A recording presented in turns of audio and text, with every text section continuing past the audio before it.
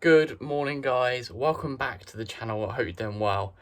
In today's video, it's a little bit of a different one. I haven't done this before, at least not recently.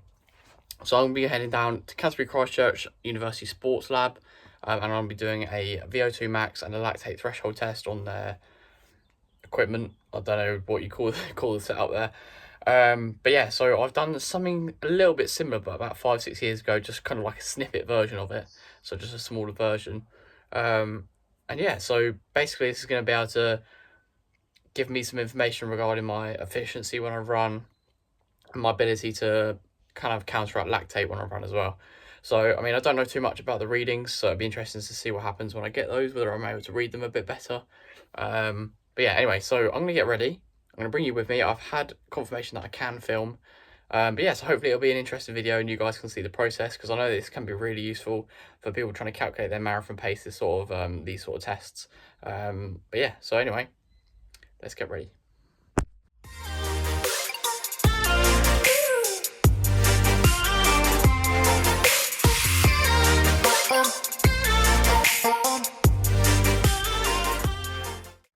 So guys, kit-wise, it's very similar to a race, apart from the fact that we're inside on a treadmill. So I've just gone for some stuff that I know I'm going to be comfortable in, because there's nothing worse than running on a treadmill for half an hour and getting chafing or blisters. So just gone for a t-shirt. I might take a vest with me just in case it's warm in the room. I've then gone for the saw. Where's the bit that says saw on it? It's up here. There it is. The saw, half tights, and then just like multiplier socks. Sorry, messy bed. And yeah, these are just kind of like my some of my favorites, I guess. I know they're gonna be comfortable. And yeah, I was just really worried about getting kind of like leg chafing on the treadmill and not being able to get off and sort it out, basically. But yeah, I've been told that you're not really meant to have breakfast before these, because you need to be kind of as light as possible. Interesting theory, because last night had a bit of a party, so I've eaten copious amounts of food, so I don't actually need breakfast because I'm probably fueled up from last night, 4 pounds heavier or whatever. So yeah, that'll be interesting. But yeah, diet definitely starts again today. Yeah, and what better way to do it than exhaustion test. So for those of you who don't know, this test is a run to exhaustion. So you keep increasing the speed until you physically cannot keep up with it anymore. And yeah, it's going to be good fun to test myself and see what I can do. So yeah, I've got to pick my dad up from parkrun, because he's going to come with. So it's literally a pick him up and go sort of thing. So he's not having a chance to cool down today, unfortunately. Sorry, Dad. But yeah, anyway, better pack my stuff up and let's get on the move. So guys, just about to leave for the test. Just thought I'd quickly mention that I've been made aware that one of these, so I'm doing 2 tests, and during the lactate threshold one, they take your blood, so they can analyse the amount of lactate in your blood at certain speeds, etc. But I'm not a massive fan of needles, so it's definitely going to be interesting. I've told it hurts a little bit, so yeah, we'll see. I have to try not to be a wuss. But yeah, not a massive fan of needles, so not ideal, but yeah, all in the name of science, I guess. So this is for you guys. I'm just waiting at parkrun, because I'm picking my dad straight up and then we're going to the sports lab. But fair play to everyone that's doing parkrun today, because it is horribly windy. It's disgusting. I mean, look at this. Ugh. Some guys just come in parkrun very quick. Like, it's only just gone 15:15 now and he's already finished. Obviously, they could have started early. But yeah, that could be the Whitstable parkrun record gone, which is rigid. What stands right now at 15:23, which is Ellis Cross for you guys that know that club runner. But yeah, so it'll be really interesting to see if that's gone today. I think it might be close, but everyone's reacting like he's got it. But so we have to see. But yeah, fair play to that guy if he's done it. I will include the results in this video just so you guys can. I don't know if you're interested, but. God, he looked like he was moving some in this wind, so I would go outside and do some filming, but for legal reasons, I'm not parked on a double yellow line.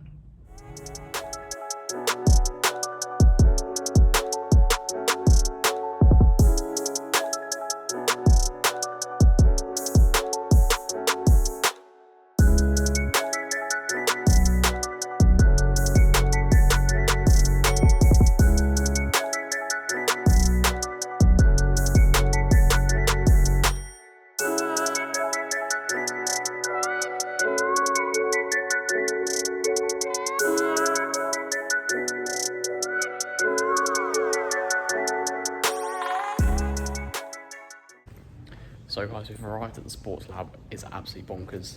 The guy was just saying it's £65 million it's cost to set up all this. And it's insane. The treadmill's in the floor. I'm going to try and capture as much of it for you guys as possible, but oh, it's incredible. This is like a runner's heaven.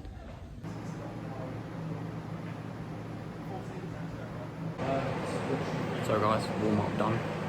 About to start the lactate threshold test. So 5 bouts of 3 minutes, increasing speeds, starting at 14 kilometers an hour. So let's go. So guys, I'm going to attempt some post-testing narration so that I can try and describe what's going on to you guys. So here you can see I have my blood lactate taken. This is before the test, so we can see what my resting blood lactate levels are. Then we get into the test, which is 5 times 3 minutes at different speeds. So we start at 14 kilometers per hour, I believe. And then every 3 minutes, I hop off the treadmill, get my blood lactate taken. Then I hop back on the treadmill. Like you can see here, hopping off the treadmill, and then the speed increases. So 3 minutes at 14 kilometers per hour, then 15, then 16, then 17, then 18, and you can see there that my blood lactate actually went down to start off with. So my body actually started to cope with the pace I was running at, and then it spiked up massively. So that's a great indicator of why you should always kind of start off slowly in runs and not go off too quick, because you can see that my blood lactate started off quite high, but actually was able to cope with it at those slower speeds. So yeah, you can see here, got up to about 18 kilometers in this one. And yeah, I have to say the blood lactate didn't feel too hard. Like the 3 minutes, 18 kilometers per hour, I did start to feel it. But overall, it wasn't too bad. My cold's still playing me out. You can probably hear it on this recording here. But yeah, the whole experience was really interesting. My dad tried to film some of the graphs and stuff, but it's a little bit complicated to explain because I don't even know what's going on. But yeah, the trickiest bit was actually getting off and on of the treadmill. So guys, anyway, moving on to the VO2 max test. I had 15 minutes rest in between these two tests. And for this VO2 max test, you can see here I had to have the mask fitted. And this is so that my what I'm breathing out and what I'm taking in can be monitored. So in this test, we started at 15 kilometers per hour and went up every 60 seconds by 1 kilometer per hour. So I had to do a second warm-up because there was a bit of a break in between the lactate threshold test and the VO2 max test. But we also had a bit of a problem with the mask, which probably added another 15 minutes on, so I was actually really cold by the time we got started. And these tubes, I'll tell you what, these were bloody annoying. They just kept hitting my arm. I kept feeling like I had to run slightly differently with my arms. But yeah, started off at 15, got up to 22, I finished, and then I was going to go 23, but for some reason just mentally crumbled a little bit and then just didn't quite feel like I could do it. And yeah, it was evident in the results that I'm a bit more of an endurance athlete, and you can tell that's what I train at, because it took me a while to start producing too much lactate, but then once I did produce the lactate, I produced it quick, which I think is a general trend with most people in all fairness. But yeah, once I did start getting to that 20, 21, I got tired very quickly. So here you can see 19 kilometers per hour, so really quite starting to get moving here. And just for reference, 20 kilometers per hour is 3 minutes per kilometer. So my 5k pace is probably about, well, it was 2:56 per k. So you're probably looking at 20.5. So I was getting well over my 5k pace towards the end here. And if I'm honest, directly afterwards, I was a little bit disappointed in myself that I only managed to cap out at 22 kilometers per hour. But actually, in hindsight, I think that's not too bad. I've got a bit of an illness. I was a bit heavy considering last night I ate a bit too much food. But yeah, I've had to basically mute a lot of these videos just because the fan in the background is just, it makes your ears bleed. But yeah, you can see 21 kilometers per hour. That is basically the speed that Kipchoge ran quicker than for his Ineos 159 challenge. And I'll tell you what, I know that I'd already done a bunch of other running, but even just trying to sustain that for 1 minute, it was tough. Now, go on. Great running. That's perfect, really well done. So yeah, got to 22 kilometers per hour, as you can see here. And we're moving here, like this is, I don't know, 250, 245 per k pace. So definitely not my max speed, but after the other running as well, I was definitely reaching kind of my terminal velocity there, if you like. So yeah, it was a really good experience. Maybe not the prime conditions, as I said, a few things that have kind of gone against me today. But that fan is so powerful. I need that in my bedroom because I get so hot at night, and that did an awesome job. The other two kept their coats on; they were pretty nippy. My old coach Peter there, and my dad as well. But yeah, so you can see, he's just talking here about the different levels, about where my oxygen and carbon dioxide levels crossed over, and that's obviously where you get that. That's what you deem your threshold level. And yeah, I'll let him do the talking. 47.5, which you predicted. You got 72. 3,100 millilitres. You got 4,800. So there you predicted, and then in the report, this will be your graph. So pink is heart rate, blue is oxygen, red is carbon dioxide, all the different axes. And so test finished at this point here. The heart rate was 193. So guys, we are back from the VO2 lactate threshold test. Overall, it was really great experience. Really enjoyed it. I think my VO2 max was 72.9. And the lactate threshold and all the other details, I just need to wait until they send me a report, basically. Not sure how long that takes. Could take a few days, could take a week or whatever. So we'll talk about it in a future video. But yeah, overall the process, really fun. Really enjoyed it.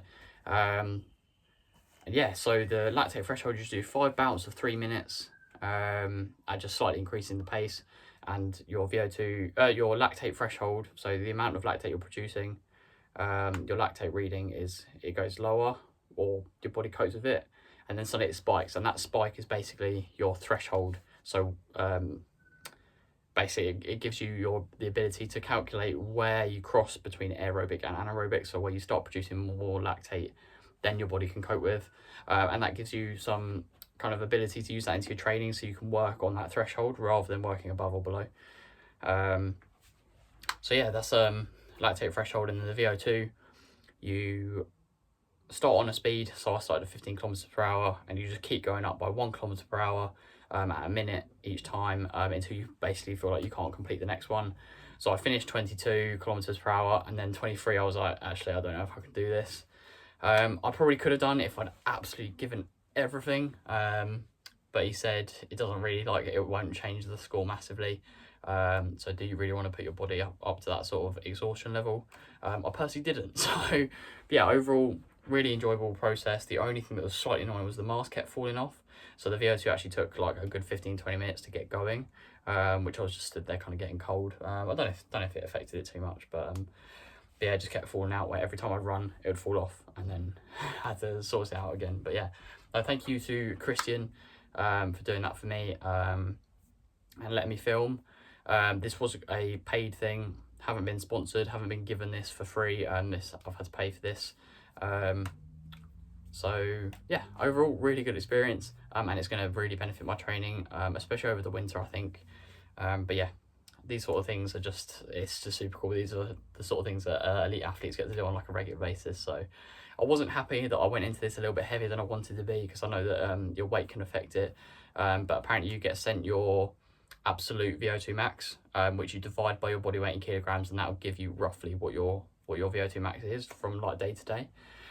So yeah, so maybe I'll be able to calculate it once I've lost that little bit of weight that I put on over the last couple of days, because my diet has not been great, but it's something to work on in these next few weeks. And yeah, so hopefully you've understood what's happened in this video. And if you want any more information, just drop me a comment down below, and I'm happy to chat to guys about it. And yeah, so thank you guys for tuning in. Please like, subscribe, share with around, buddies. It's free for you, and it means a lot to me, and we will catch you in the next one.